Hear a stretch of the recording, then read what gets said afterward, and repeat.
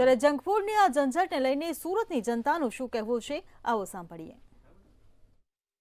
પણ જ્યારે સમાજનું મૂળભૂત અંગ જ જ્યારે પોતે આવા શોખમાંથી બહાર નથી નીકળી શકતું તો એને અનુસરનારી પેઢી એને ખૂબ જલ્દીથી અપનાવી લે છે। બીજું કે ફોન એ લલચાવનારી વસ્તુ છે।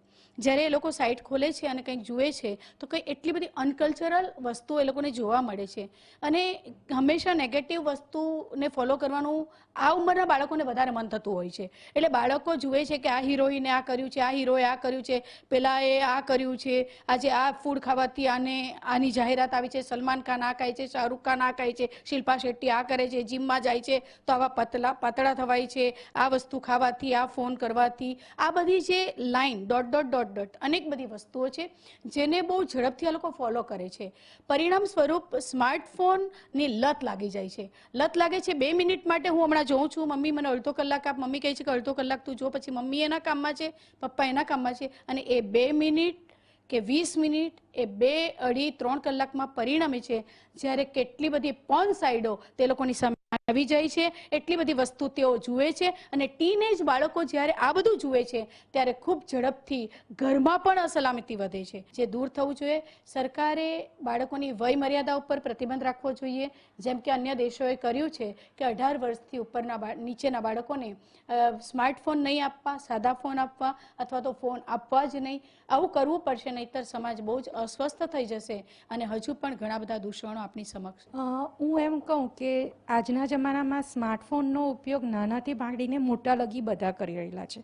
હવે આજના જમાનામાં જ્યારે વૃદ્ધો જે લોકોને ટેકનોલોજીનું એટલું બધું જ્ઞાન નથી અને કોઈ અજાણી લિંક પર એ લોકો ક્લિક કરી દે છે, ડિજિટલ એરેસ્ટ થાય છે, ઘણા બધાના એકાઉન્ટમાંથી પૈસા ચાલ્યા જાય છે, એને લીધે વૃદ્ધોને એ લોકો ખાલી પોતાના ટાઈમપાસ માટે ફોન જોઈ રહ્યા હોય અને ત્યારે આવા બધા કેસીસ બને છે તો એ સ્માર્ટફોનને લીધે બહુ જ નુકસાનકારક છે। એની ઉપર કાં તો એના આવા કેસીસ પર પોલીસે કંઈ કંટ્રોલ કરવો જોઈએ, કાં તો એવી કોઈ ટેકનોલોજી લાવવી જોઈએ કે આનું કોઈ ઇફેક્ટ વૃદ્ધો પર ન થાય, એ ખાસ ધ્યાન આપવું જોઈએ બાળકોએ।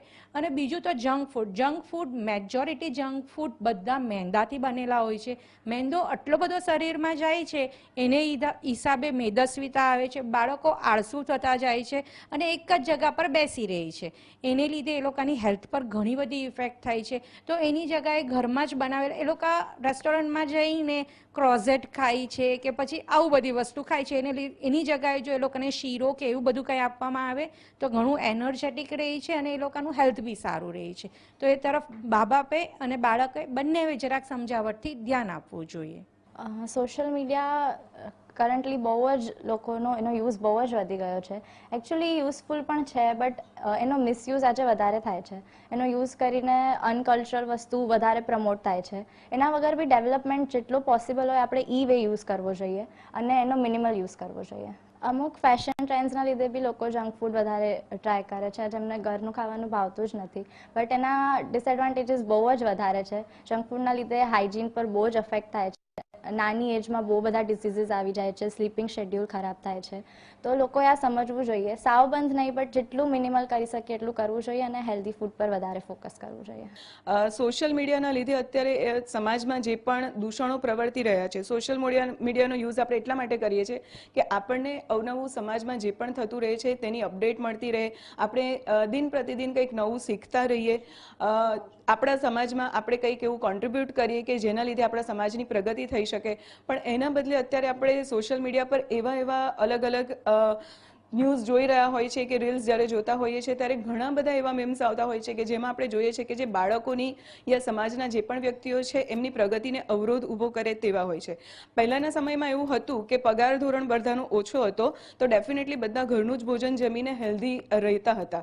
હવે પગાર ધોરણ વધ્યા છે છતાં પણ લોકોનામાં અત્યારે જે હેલ્ધીનેસ છે એ ધીમે ધીમે ઓછી થતી ગઈ છે, કારણ કે જેમ જેમ પગાર વધતો ગયો તેમ લોકોએ મોજશોખ વધારે કરવા માંડ્યા। પણ મોજશોખનો મતલબ એ નથી કે તમે બહારનું ફૂડ ખાઓ છો તો તમે મતલબ વધારે સારી રીતે લાઈફ એન્જોય કરો છો। તમે જેટલું હેલ્ધી ખાઓ છો એટલું સારું, તમારા શરીરને તમે જેટલું સાચવો છો એટલું તમે સમાજ માટે એક સારા વ્યક્તિત્વનું